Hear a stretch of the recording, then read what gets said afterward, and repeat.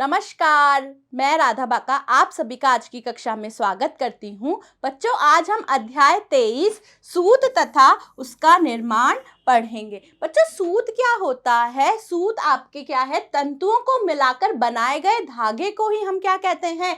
सूत या फिर यार्न कहते हैं। अर्थात जो सूत है वह ऐंठन देकर बनाए जाते हैं, यानी कि ऐंठन देके इन तंतुओं का क्या बनाया जाता है? एक समूह बनाया जाता है। ये ऐंठन देने से क्या है, इनकी क्या है, ये लंबाई में बढ़ते हैं और उनमें क्या आती है? दृढ़ता आती है। जब हम सूत का निर्माण करते हैं तो हमें क्या करनी होती है? उसकी कताई करनी होती है। तो कताई के समय ही क्या दी जाती है? उसके अंदर ऐंठन दी जाती है। और इस ऐंठन से क्या होता है? ये आपके तंतु है वे क्या है? लंबाई में उनको दृढ़ता प्रदान करते हैं। जो लघु तंतु होते हैं उसे हम क्या कहते हैं? कता हुआ सूत कहते हैं। वहीं जो दीर्घाकार तंतु होते हैं उन्हें हम दीर्घाकार सूत कहते हैं। जैसे हमने पहले आपके जो लघु तंतु थे या लघु सूत थे उन्हें हमने स्टेपल रेशा कहा था, और वहीं हमने जो आपके लंबे रेशे थे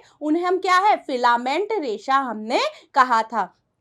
तो इन्हीं रेशों से मिलकर क्या है, हम धागे का निर्माण करते हैं। इन रेशों को क्या की दी जाती है? आपके ऐंठन दी जाती है, और ऐंठन देने से ये किसका निर्माण करते हैं? धागे का निर्माण करते हैं। अब देखें बच्चों, जो धागा और सूत है यानी कि धागा और रेशा क्या है, उन दोनों में क्या है? आपके समानता होती है, परंतु ये क्या है? फिर भी भिन्न होते हैं। साधारणतः धागा क्या होता है? प्लाई सूत से बना होता है, यानी कि आपके जो धागा है वह क्या है? एक रेशे से या दो रेशे से या फिर आपके 3 रेशों से, इस तरह से क्या है? आपके धागे का निर्माण होता है। वहीं पर क्या होता है? आपके जो सूत होता है यानी कि जो रेशा होता है वह क्या होता है? बारीक होता है और एक समान होता है। तो इस रूप में धागे और आपके क्या है? रेशे में भिन्नता होती है। देखें बच्चों, ये क्या है? आपके सूत कैसे बनाया जाता है? सूत क्या है? आपके तंतुओं को या रेशे को निकालकर बनाया जाता है, फिर उसे क्या किया जाता है? खींचा जाता है और ऐंठन की प्रक्रिया की जाती है। इसे हम क्या कहते हैं? कताई कहते हैं। तो कताई क्या है? आपके सूत्र निर्माण की आपके क्रिया है, या आपके क्या है? सूत निर्माण करने के लिए क्या है? आपके कताई करना आवश्यक हो जाता है। और तंतुओं से सूत बनाने की प्रक्रिया को ही हम क्या कह रहे हैं? आपके कताई या फिर कातना कहते हैं। अब देखें बच्चों, जो आपके लघु तंतु है उसे हम कता हुआ सूत्र कह रहे हैं, वही दीर्घाकार जो तंतु है उसे हम दीर्घाकार सूत्र कह रहे हैं। प्राकृतिक तंतुओं में क्या है? जैसे कपास और ऊन के रेशे से बना जो सूत है उन्हें हम क्या कह रहे हैं? स्पर्न यान कहते हैं। क्यों? क्योंकि ये यान क्या है? आपके छोटे रेशे हैं या छोटे इनके सूत होते हैं। वही बच्चों क्या है? अब जो कताई की जाती है वह 2 प्रकार से की जाती है। पहली यांत्रिक कताई और दूसरी क्या है? आपके रासायनिक कताई। अब यांत्रिक कताई में क्या होता है? आपके जो आपके तंतु हैं या रेशे हैं उनका एक गुच्छा लेकर उसे सर्वप्रथम क्या किया जाता है? खींचा जाता है, जिससे क्या है? आपके सूत पे क्या है? आपके ट्विस्ट या ऐंठन दी जाती है। इस प्रकार की जो कताई है उसे हम क्या कहते हैं? यांत्रिक कताई कहते हैं। और ये यांत्रिक कताई है जो क्या है? आपके तकली पर, चरखे पर या फिर कताई मशीन के द्वारा की जाती है। यांत्रिक कताई क्या है? लघु तंतुओं से सूत्र निर्माण किया जा सकता है। लघु तंतु जैसे हमने पहले कल पढ़ा था, स्टेपल रेशे क्या है? आपके कपास और ऊन के रेशे। ये कैसे रेशे हैं? आपके ये हैं स्टेपल रेशे हैं, जिनकी क्या की जा रही है? कताई की जा रही है। कताई प्रक्रिया के दौरान क्या है? इन रेशे और तंतुओं को क्या किया जा रहा है? खींचा जा रहा है और उसमें ऐंठन दी जा रही है। यह प्रक्रिया क्या कहला रही है? हमारी कताई की प्रक्रिया कहला रही है। जैसे क्या है? इसके चित्र के अंदर हम देखें, ये आपके रेशे हैं और ये क्या है? इन रेशों से हम क्या कर रहे हैं? लंबवत आपके क्या कर रहे हैं? उन तंतुओं या रेशों को हम खींच रहे हैं और उसके अंदर क्या पड़ रहा है? बल या ऐंठन पड़ रही है, जिससे क्या है? आपके सूत का निर्माण हो रहा है। तो ये हो गई है हमारे हाथ की कताई, जिसे हम यांत्रिक कताई भी कहते हैं। दूसरी कताई है आपके रासायनिक कताई। अब रासायनिक कताई के अंदर क्या किया जाता है, हमने कल जैसे पढ़ा था कि आपके जो रेशे हैं वह क्या होते हैं, आपके रासायनिक रेशे भी होते हैं, जैसे नायलॉन के, पॉलिएस्टर के, एक्रिलिक के, या फिर हमने मानव निर्मित रेशा भी कल हमने पढ़ा था, जिसके अंदर हमने देखा था कि आपकी जो मानव निर्मित रेशा है वह रेयॉन है। तो ये जो रेशे हैं, इन रेशों को हम कैसे प्राप्त करते हैं, रासायनिक कताई के द्वारा प्राप्त करते हैं। अब इसमें क्या होता है, जो कच्चा पदार्थ हैं, जैसे क्या है, सेल्यूलोज, लकड़ी की लुद्दी, कपास, या फिर आपके कागज की लुद्दी, जो भी सेल्यूलोजिक पदार्थ हैं, उसमें क्या मिलाया जाता है, आपके रासायनिक पदार्थ मिलाकर एक घोल तैयार किया जाता है। और इन घोलों को किसके माध्यम से, स्प्रीनेट के छिद्रों के माध्यम से निकाला जाता है। अब कल हमने स्प्रीनेट भी देखा था। स्प्रीनेट क्या होता है, एक कीप नुमा संरचना होती है, जिसके अंदर क्या है, आपके यहाँ पर जैसा भी हमें धागा या सूत हमें चाहिए रहता है, उसके हिसाब से उसके अंदर क्या होती है, जाली होती है। और उस जाली के अंदर से क्या है, उसके अंदर आपके विभिन्न विभिन्न मोटाई के या व्यास के छिद्र होते हैं। जितना मोटा हमें क्या है, धागा चाहिए रहता है, उसके अनुसार इसके अंदर छिद्र होते हैं। जो हमने रासायनिक घोल बनाया है, उस घोल को इस स्प्रीनेट के अंदर डाला जाता है, और यह घोल क्या है, आपके इन छिद्रों के माध्यम से धागे या सूत के रूप में क्या है, आपके बाहर निकलता है, जिसे क्या किया जाता है, बाद में आपके सुखाया जाता है। और सुखाने से क्या होता है, ये ठोस धागों में बदल जाता है। बाद में इनमें ऐंठन देकर किसका निर्माण किया जा रहा है, आपके सूत या यान या धागे का निर्माण किया जा रहा है। अब जो रासायनिक कताई है वह क्या होती है, आपके दीर्घाकार तंतु या दीर्घाकार रेशे होते हैं, उनसे तैयार की जाती है। क्योंकि हम इनकी जो लंबाई है, जितनी हमें इनकी लंबाई चाहिए, हम उसके अनुसार इतनी इसको क्या है, काट सकते हैं, और इसकी इच्छा अनुसार हम लंबाई प्राप्त कर सकते हैं। तो आपकी ये हो गई है रासायनिक कताई। बच्चों, जो हमने अभी देखा, जैसे यांत्रिक कताई और रासायनिक कताई। अब जो रासायनिक कताई जो हम कर रहे हैं, उसके अंदर मुख्य बात यह है कि हम हमारे जो रेशे हैं या तंतु हैं, उनको हम क्या है, हमारी इच्छा अनुसार उसकी लंबाई को प्राप्त कर सकते हैं, और उसके अंदर हम हमारी इच्छा अनुसार उसके अंदर ऐंठन या बल दे सकते हैं। वहीं पर आपके जो यांत्रिक कताई है, उसके अंदर हमने क्या है, हमें जो छोटे सूत या रेशे हैं, उनसे हम क्या है, सूत का निर्माण करते हैं, और उसके अंदर क्या है, हम ऐंठन या बल देकर उसको क्या बनाते हैं, लंबवत बनाते हैं, और उसके बाद में उससे क्या है, आपके वस्त्र का निर्माण किया जाता है। अब देखें बच्चों, ये मिश्रित सूत क्या होते हैं, जब यह एक या एक से अधिक प्रकार के क्या हैं, जो तंतु हैं, उनको मिलाकर जो आपके सूत बनाया जा रहा है, उसे हम क्या कहते हैं, मिश्रित सूत कहते हैं। जैसे क्या है, हम इसके अंदर क्या है, दो विभिन्न प्रकार के रेशों को मिलाकर भी क्या बना सकते हैं, एक सूत का निर्माण कर सकते हैं। देखो बच्चों, ये आपके एक टेबल दी हुई है, जिसके अंदर क्या है, मिश्रित तंतुओं से निर्मित हमने वस्त्र बनाए हैं। जैसे क्या है, टेरिकॉट का वस्त्र। अब ये जो टेरिकॉट का वस्त्र है, यह क्या है, टेरिलीन और सूती वस्त्र के रेशों को मिलाकर बनाया जाता है, इसलिए ये कैसा वस्त्र हो गया, आपके मिश्रित वस्त्र हो गया। और इसके अंदर हम जो सूत या धागा या रेशा हम इसमें इस्तेमाल कर रहे हैं, वह कैसा है, आपके मिश्रित सूत होगा। ऐसे ही कॉट्स वूल में क्या है, आपके कॉटन और वूल आ रहा है। कॉटन यानी कि सूती रेशा, और वूल यानी कि ऊनी रेशा। तो इससे हम क्या है, सूती और ऊनी रेशों को मिलकर बना रहे हैं। टेरी वूल को टेरिलीन और ऊन से मिलकर बना रहे हैं। वहीं सूती रेशमी के अंदर क्या है, हम रेशमी धागा भी है और सूती धागा भी है, तो आपके सूती और रेशम के धागे को मिलाकर हम टेरिलीन का वस्त्र बना रहे हैं।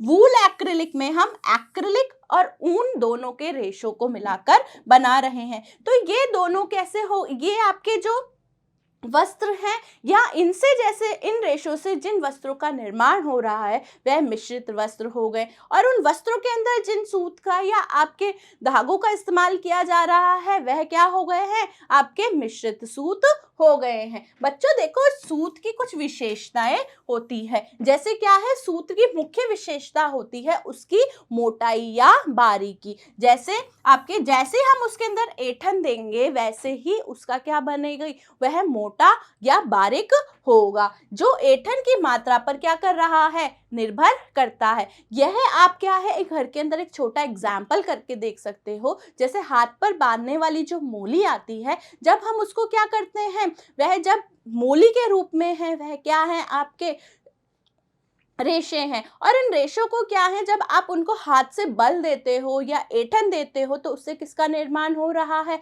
आपके सूत का निर्माण हो रहा है। तो आप जैसे ही उसके अंदर ऐंठन दोगे वैसे ही उसके अंदर बारीकी आती चली जाएगी। अगर आपने कम ऐंठन दी है तो वह क्या होगा, आपके थोड़ा मोटा होगा। उसे आपने अधिक ऐंठन दे दी है तो वह क्या है, उतना ही बारीक होता चला जाएगा। तो आपके ऐंठन की मात्रा पर क्या है, आपके सूत की मोटाई निर्भर करती है। सूत्र में आप जितनी अधिक ऐंठन दोगे वह उतना ही बारीक और चिकना व दृढ़ होता चला जाएगा। अब बच्चों ये क्या है, आपके सूत की जो ऐंठन है या लंबाई है या उसकी दृढ़ता है, वह रेशे पर भी निर्भर करती है। यहाँ पर जैसे मैंने आपको मोली का जो एग्जाम्पल दिया है, वह रेशा क्या है, आपके सूती रेशा होता है। और वहीं पर क्या है, आपके अगर हम दूसरा रेशा लें तो उनकी ऐंठन और उनकी मोटाई और उनकी दृढ़ता क्या है, उस रेशे की विशेषता पर भी निर्भर करेगी। अब क्या है, जितना ज्यादा सूत को खींचकर ऐंठन दी जाती है वह क्या है, उतना ही बारीक होता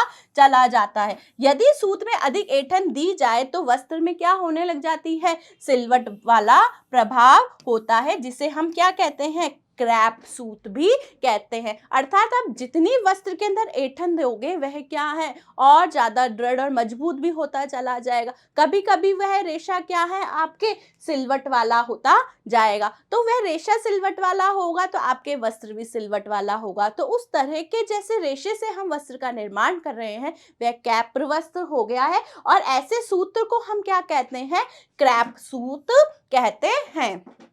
देखो, सूत के देखो कितने प्रकार होते हैं बच्चों। जैसे एक साधारण सूत हो सकता है जिसको क्या है, हम सिंपल यार्न कहेंगे। वहीं नॉवल्टी सूत हो सकता है, या फिर आपके क्या है, प्राकृतिक सूत हो सकता है जिसे हम क्या है, टेक्सचर्ड यार्न कहते हैं। अब देखें, साधारण सूत क्या है, वह सूत जो चिकना व एकसार हो, जिसमें क्या है, समान रूप में या समान मात्रा में ऐंठन दी जाती है, वह क्या कहलाता है, आपके साधारण सूत कहलाता है। जैसे क्या है, आपके पॉपलिन का वस्त्र बन रहा है तो उसके अंदर पॉपलिन सूत है। आपके कैम्ब्रिक का कपड़ा है, उनसे क्या है, आपके ये दोनों आपके किससे बने हुए हैं, साधारण सूत से बने हुए हैं।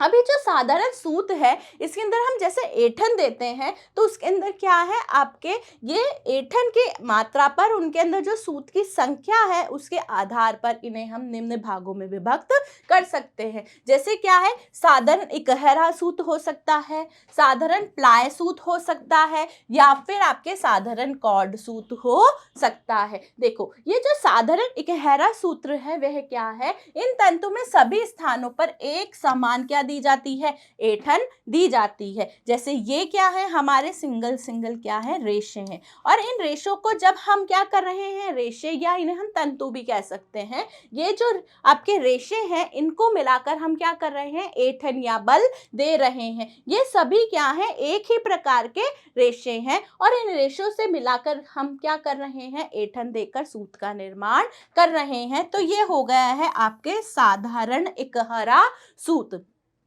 अब देखें, जो साधारण प्लाय सूत है वह कैसा होता है, जब दो या दो से अधिक इकहरे सूतों को एक समान रूप से ऐंठन देकर ये क्या है, बनाए जाते हैं। यानी कि इसके अंदर जो हमने साधारण आपके इकहरा सूत था उसके अलावा क्या है, इसके अंदर आपके ये जो साधारण इकहरा सूत है ये 2 या 3 भी हो सकते हैं, या फिर आपके उससे अधिक भी हो सकते हैं। यदि प्लाय को 2 इकहरे सूत हो तो यह क्या है, दोहरा प्लाय है और 2 प्लाय कहलाता है। वही क्या है, अगर 2 से ज़्यादा है तो ये क्या है, आपके दोहरे के बदले में क्या है, 3 प्लाई वाला सूत भी कहला सकता है। जो दोहरा प्लाई वाला सूत्र है उसका हम बाजार के अंदर 2x2 रूबिया का जो कपड़ा लेकर आते हैं वह एग्जाम्पल क्या है, साधारण प्लाई सूत का है। इसी प्रकार आपके 3 प्लाई या 4 प्लाई सूत भी बनाई जा सकती है। जैसे क्या है, इसके अंदर ये आपके 2 आपके क्या है, साधारण सूत्र हैं और उनसे क्या है, हम आपके दोहरा प्लाई सूत बना रहे हैं। तो देखो बच्चों, ये हमने देखा आपके साधारण प्लाई सूत और आपके क्या है, हम 2 के अलावा 3 प्लाई सूत, 4 प्लाई सूत आदि से हम सूत का निर्माण भी कर रहे हैं। अब क्या है, जो आपके साधारण कॉर्ड सूत है उसके अंदर क्या है, आपने जो प्लाई बनाई हैं, जैसे आपने 1 प्लाई सूत बनाया, 2 प्लाई सूत बनाया, 3 प्लाई सूत बनाया, उसमें क्या होता है, इन प्लाई सूतों को मिलाकर क्या ऐंठन दी जाती है और इन्हें हम क्या कहते हैं, कॉर्ड सूत कहते हैं। जैसे क्या है, ये क्या है, आपके साधारण कॉर्ड सूत का चित्र है। देखिए ये आपके कैसा है, 1 प्लाई है और इस प्लाई से हमने ये, जैसे ये 1 प्लाई, फिर ये 2 प्लाई और ये तीसरी,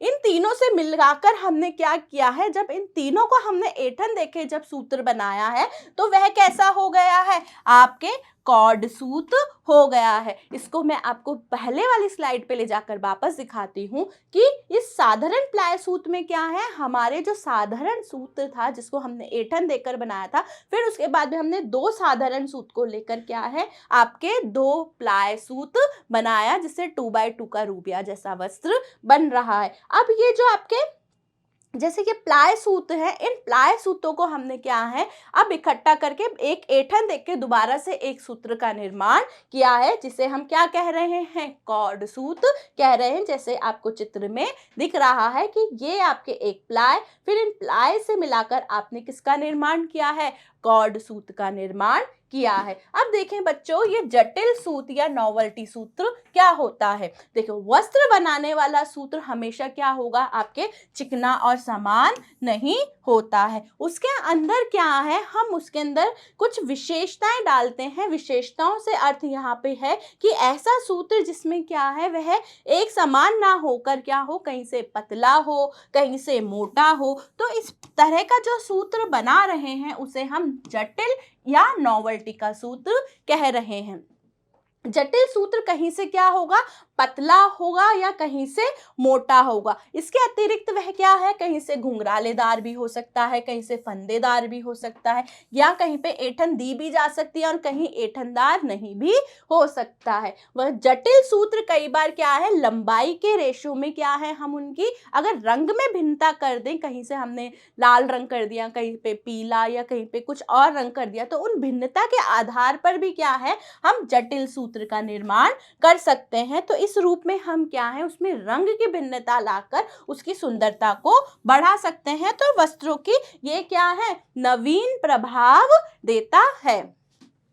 जटिल सूत्र क्या होते हैं, एक दूसरे के चारों ओर लिपटकर क्या करते हैं, एक छल्ले या गांठ बनाते हैं, ताकि क्या है, उसके अंदर सुंदर प्रभाव आए। देखो अब क्या है बच्चों, आपके ये कोर सूत्र है। कोर सूत्र में क्या है, आपके एक इलास्टिक होता है और इलास्टिक के ऊपर क्या है, सूती या नायलॉन के सूत आपके लिपटे होते हैं। तो इसे हम क्या कहते हैं, कौर सूत कहते हैं। और यही कौर सूत क्या होता है, आपके नॉवेल्टी सूत होता है। अगर मैं आपको जटिल सूत और नॉवेल्टी सूत में भिन्नता पूछूं तो उनके अंदर यह भिन्नता होगी कि जो जटिल सूत्र है वह तो क्या है, आपके जो सूत है उसके अंदर ही कहीं पे ऐंठन देकर या कहीं पे ऐंठन नहीं देकर, कहीं पे उन पे लहरदार प्रभाव छोड़कर, या कहीं पर उसके अंदर क्या है, खुला रेशो को छोड़कर आपके क्या है, उसके अंदर भिन्नता लाई जाती है। वहीं कौर या नॉवेल्टी सूत्र में क्या किया जाता है, एक इलास्टिक होता है और इलास्टिक के ऊपर क्या है, आपके